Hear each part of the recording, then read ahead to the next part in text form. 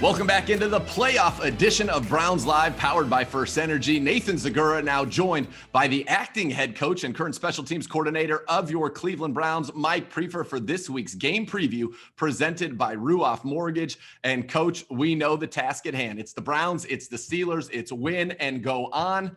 And now here we are. A crazy week, I'm sure, for you. When you think about this matchup, Browns and Steelers, what stands out to you the most? Well, it's the NFL. I mean, it's one of the great rivalries in our league, and obviously, coming off that win on Sunday, and you'd have discussed what that locker room was like, and making the playoffs, beating the Steelers to get there, and how much it meant to our team and our organization, our city, and so here we go. Let's do it again.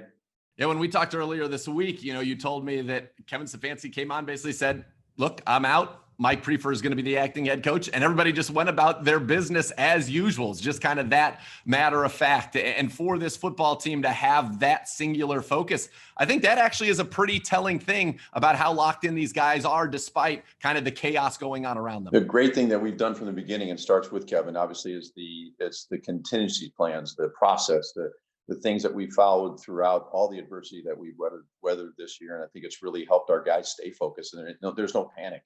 Guys just go about their business and do their job. And every day might be a new day, but there's the same process involved. And no matter what comes our way, our guys have responded really well. And you talked about just how excited the locker room was after clinching the playoffs, but how quickly that excitement turned to, we're not satisfied. There is still more work to do. And you even heard that from Joel Bitonio in that post-game speech, and who unfortunately will not be able to play this week. But how have the guys kind of regained their focus to get ready and play a massive game against an opponent that they know so well? Yeah, I think it's one of those things that during the week they're approaching it like it's any other game. And I think that's what you need to do. I think the excitement for Sunday night, that'll get there, and we'll build there. We just obviously want to get too excited too soon. But I think our guys know, I know our guys know what's in front of them and how good this football team is in Pittsburgh, and how well they play at home, especially. And we're cut out for us. It's a big ball game for us, and our guys are going to trust in the process, trust in the game plan, and we got to go to work. Is it helpful at all that you are playing the Pittsburgh Steelers? It'll be the third time you've played them this year. They're a division foe, somebody that you know well, given that, practice has not gone the way that it was expected to go or would have gone without the COVID situations this week or last week, quite frankly, as opposed to maybe going and playing a team that wasn't on your schedule this season that you're trying to prepare for the first time? I think the knowledge of the team and who we're going up against, I think that helps tremendously in that the preparation part. But we also know that how good they are, and obviously any team in the tournament at this time of year is going to be very, very good. And at the end of the day, it's still the Pittsburgh Steelers, and we got to go on the road, and we plan on going out there and giving our best effort. And I'm going to do my small part in helping that process go.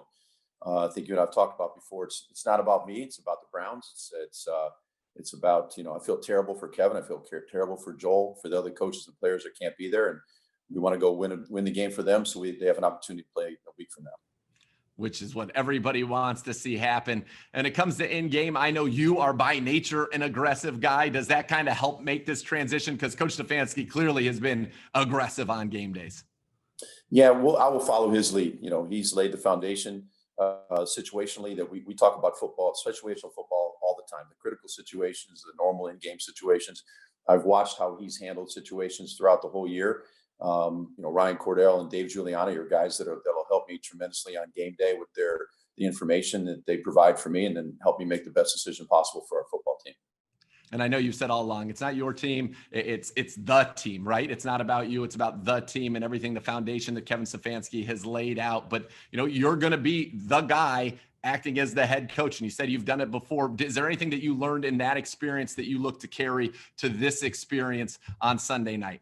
Absolutely. The things that I learned, and I told this to many people after that experience back in 2016, is that you have to have good people around you. You got to have good coaches and players you can trust. We have that here, 100%. Alex is going to do a great job, running the offense, and I know he's heavily involved on the normal game day anyway, so that's not going to be much of a change for him at all. Joe's going to keep doing a great job with their defense, coaches and players stepping up. So next man up situation with some of the coaches, some of the players, and so I think we're in very, very good hands, and I just got to go out and do the best I can and pretend I'm Kevin for a day. Absolutely. Maybe grow a nice little beard in there just for Sunday night, a very well-groomed beard. No, he's a lot younger than me. He's a lot younger, and he's got that youthful experience, a youthful look about him. But hopefully my age and experience will help us on Sunday night.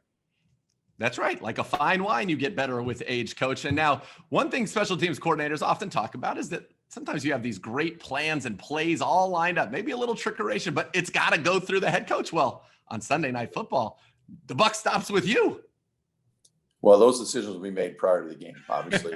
Whether or not we'll be able to use those type of plays that I think would work on a Sunday night game.